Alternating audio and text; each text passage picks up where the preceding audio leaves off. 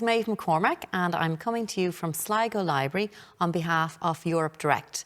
Today I'm talking to Linda Lally from the MSLETB about Generation Apprenticeship. Linda, you're very welcome. Thank you, Maeve. Thank you.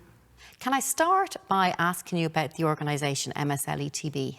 Yeah, and thanks again for having me. So my name is Linda Lally from the MSLETB, and for those who are not familiar with the ETB, it's Mayo, Sligo, Leitrim Education and Training Board. We're based in Ballytivenin in Sligo, and we have the Further Education and Training site in Key Street as well.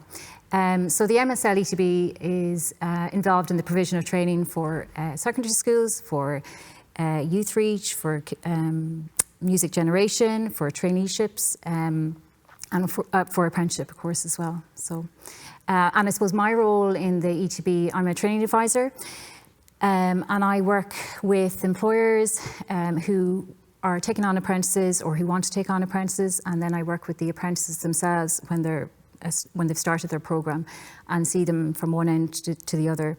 I work with other groups, schools and colleges around promotion of apprenticeship as well. So that's my role within that. Okay, and nowadays there are huge apprenticeship opportunities and it seems to be expanding all the time, particularly with the government action plan to increase the number of apprenticeships available in the coming years. Can you give us an overview of how it works with the MSLETB? You've kind of got your earn and learn model, and then I know there's various different options and areas where apprenticeships are available. Yeah, and that's it. The whole notion of earn and learn is I think one that people have heard of before, which is good. So basically, an apprenticeship is essentially a structured program of training where there's on and off the job. And so anyone entering into an apprenticeship, and as you mentioned, there are many now, there are over 65, they will do a block of training, a couple of blocks of training, and it depends on the apprenticeship that you do. But if it's a traditional trade apprenticeship, there'll be 3 blocks of training where they'll go off the job away from their employer. If it's some of the newer generation apprenticeships, that block of training can be 1 day a week to 2 days a week to blocks of training. But essentially, it's time on the job with the employer and time away from your employer. That's the definition of an apprenticeship.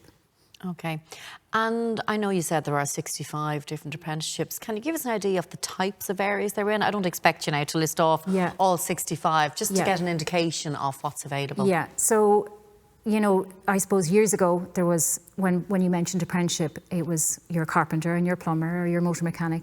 And they're the traditional craft apprenticeships, and there's 26 of those. But since 2016, there's new generation apprenticeships, so lots of new programmes have been developed. And they're in sectors like ICT and hospitality and logistics and healthcare. So virtually across all sectors, there's an apprenticeship programme available now. Do you want to know about the structure? Or yes, about the structure. I suppose 2 things really in the structure. First of all, you said sometimes it could be a day a week, or you might go in a block release. And also, from a structural point of view, people want to apply how they fit into the apprentice. Do they need to get an employer, or do they apply to you, or how that works? Yeah. So 2 questions there. Yeah. So I mean, the structure of it for your traditional craft trades, that's a 4-year programme, right? And that's a level 6 advanced craft cert. That's what you gain when you finish it. For the newer generations, they're anything from 2 years to 4 years, and they range from level 5 to level 10 in the National Framework of Qualifications. So just, I suppose, briefly, if you are looking to become an apprentice in any of the craft trades, it's over 4 years. There's 7 phases. I talked about on and off the job, so there's 3 blocks where they'll go into training and the rest of the time is spent with the employer. For the new generation apprenticeships, and there's a lot of them, and they vary from 2 years to 4 years, I said. So the block, the off-the-job block might be 1 day a week away from the employer and 4 days on the job with the employer. Sometimes there's a block of 15 weeks off the job, so it depends on the programme. On the areas. There's no general. But generally, the newer generation are kind of between 2 and 4 years. And as I said, really the key thing is the craft ones, they're all 4 years in duration.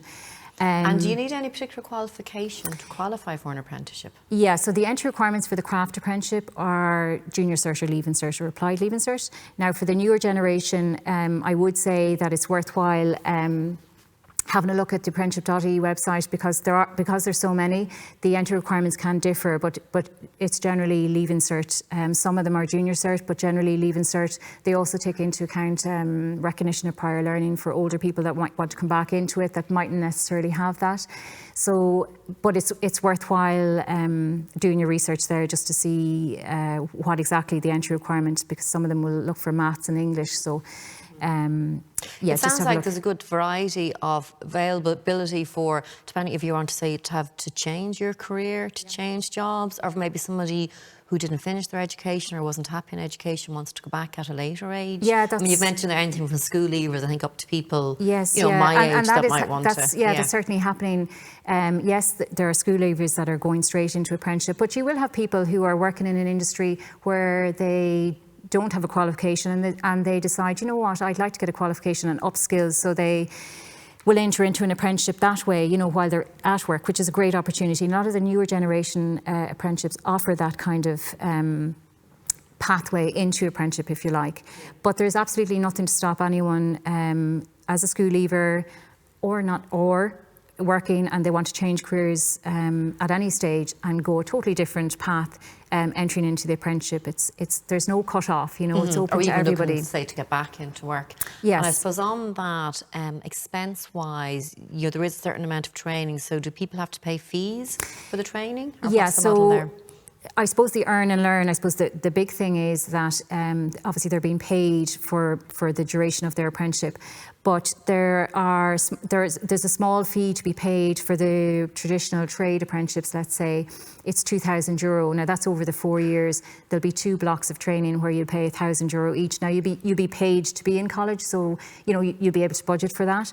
For the newer generation apprenticeships, again, you're being paid for the full duration of the apprenticeship by your employer, but there'll be a fee, and that can range from about 600 to 800, and often the employer will pay that fee, so that's a college fee to be paid. So, but there are also supports available, I suppose, for the employer, for the newer generation apprenticeships, let's call them.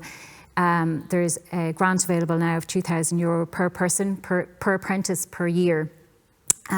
So I suppose anyone seeking out an apprenticeship with an employer, the employer might necessarily even know that yet, but that's available to the employer as well. And of course, the apprentice has the benefit of being paid, while they're on the job. So many opportunities there. Yeah, absolutely, yeah, right.